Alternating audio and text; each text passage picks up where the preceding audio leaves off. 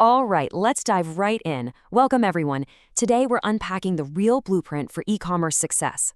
Look, if you've spent literally any time online recently, you know this space is completely flooded with social media hype. But today, we're cutting straight through all that noise. We're going to look at the actual mechanics, the hardcore strategies, and the on-the-ground realities of modern dropshipping. So consider this explainer your foundational mentor session for getting it right from day one. We've got to bust this myth right out of the gate. I know you've seen them, those viral screenshots of massive store dashboards, or teenagers posing next to rented luxury cars claiming anyone can get rich overnight. Let's ground ourselves right now, okay? Dropshipping is an incredible tool, but there is absolutely no way it's a get-rich-quick scheme. It's a real business. That means you need a concrete plan for managing your startup costs. You have to strategically reinvest your early profits into growth rather than blowing it on a sports car. Treating this like a shortcut to instant wealth is just a guaranteed way to fail. So, here's our syllabus for today. First, a reality check on the industry. Second, how the model actually works. Then, we'll cover finding high-demand products, marketing in 2026, why most stores fail, and finally, building a real brand. Let's start with Section 1, the dropshipping reality check. Over the last decade or so, this model has undeniably created thousands of highly successful online entrepreneurs. It totally opened the doors to e-commerce for folks who otherwise never would have had the massive capital to start. But, that super easy entry also created intense competition. The biggest misconception out there is that dropshipping itself is somehow flawed if you don't succeed right away. So the crucial point is this: dropshipping is a marketing challenge, not a business model problem. Literally anyone can build a website today in a few hours. Anyone can find a supplier online. The actual difficult work is optimizing your conversion rates to maximize your initial visitor traffic and convincing people to buy from you instead of a massive established retailer. Moving on to Section 2, how the model actually works. Let's strip this right down to the bare basics. For step 1 of your setup, you really need to understand that dropshipping is an e-commerce model where you market and sell products without ever touching or keeping inventory. You're essentially the middleman, but in the best way possible.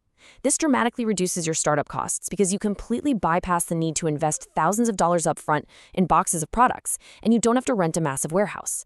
Instead, you keep your initial focus entirely on storefront validation and customer acquisition. So here's exactly what that looks like in practice.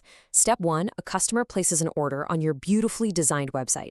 Step 2, you forward that exact order to your supplier. Step 3, the supplier packages the item and ships it directly to your customer. And Step 4, you keep the profit. Simple, right? But listen, as a serious operator, your daily operations have to go way beyond just getting that sale. You need to be actively tracking supplier performance to guarantee reliable shipping.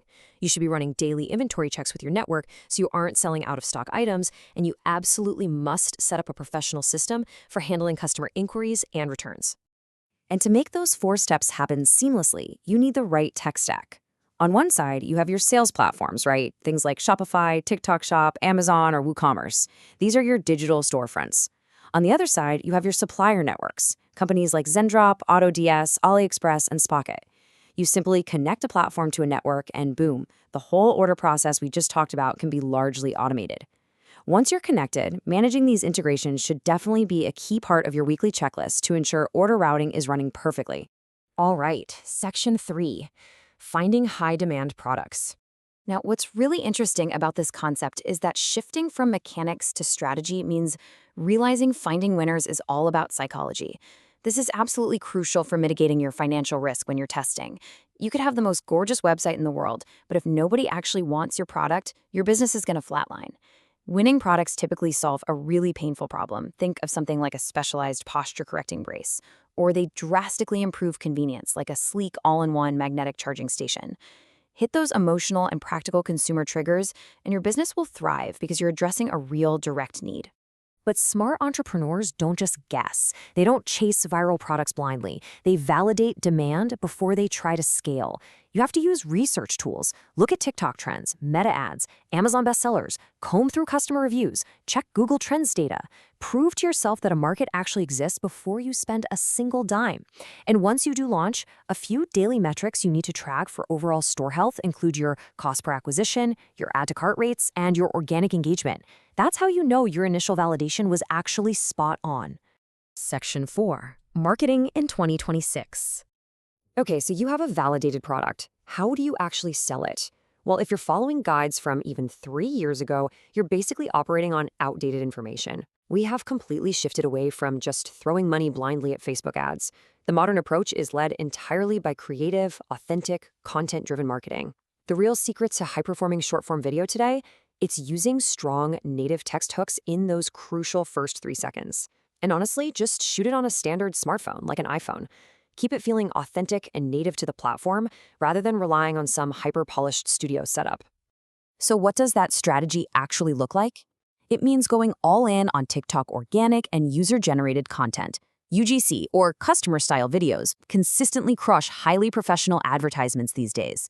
You should also be partnering up with micro-influencers to drive targeted traffic. And crucially, you have to use retargeting campaigns with special discount codes to recover those lost sales from initial bounces. While you're at it, funnel those buyers straight into your email marketing lists. That's how you maximize lifetime value and build an asset you actually own.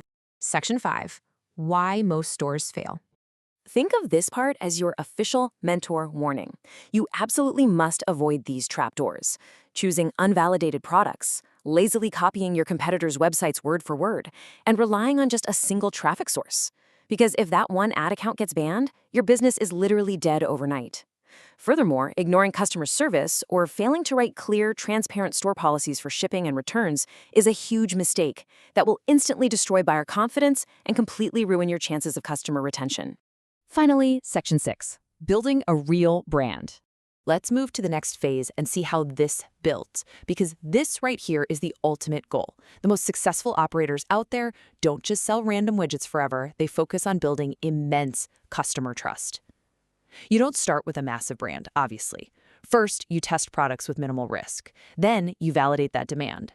Once you have a winner, you build a cohesive brand identity around it with clear messaging and values that truly connect with your audience.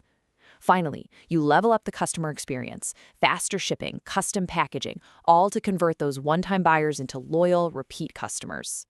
Listen, if you take away only one thing from this entire explainer, please let it be this. Use dropshipping as a launch strategy, not as your final destination. The habits of wildly successful entrepreneurs always include hitting specific milestones. For example, once a test product consistently hits 50 to 100 sales a day, they pivot.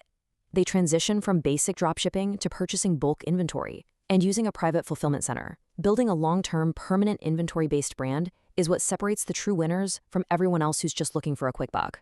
So I want to leave you with a final, provocative thought to chew on as you map out your e-commerce journey.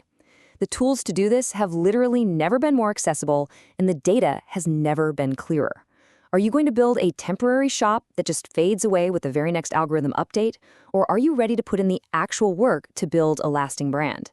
The choice and the opportunity is entirely yours. Catch you next time.